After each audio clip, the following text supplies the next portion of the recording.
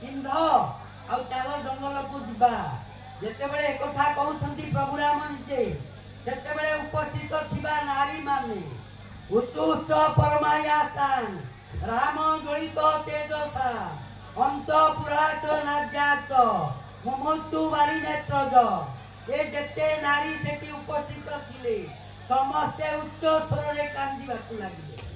हे राम तुम्हें कौन कहउछ ए कैकेयी जा कहिला तुम्हें ताकू स्वीकार करूछ। अरे स्त्री कथा सिना स्त्री जाने पुरुष कौन जानी पारिबो।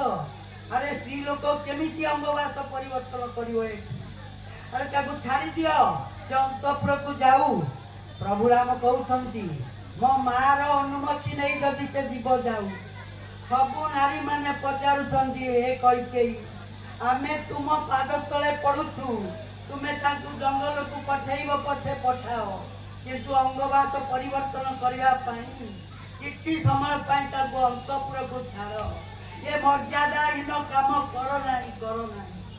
हरे कृष्ण भगवान की आज्ञा जेते जेते स्त्री लोक सेठी थिले समस्ते कांदी कांदी उच्च स्वर रे कहउछंती आमे जनता निर्देश दउछु आज सीता देवी जीवे अंतपुर को अंगवास परिवर्तन करबा पाई आउ तुमको तुम पिता जंगल को पठेइछंती तांकरी निर्देश रे तुमे जीव जंगल को पिता कहिछंती तुमे जीव जंगल को पिता कहि नांती सीता जंगल को जीव बोली तेणु सीता जंगल को जीवे नाही।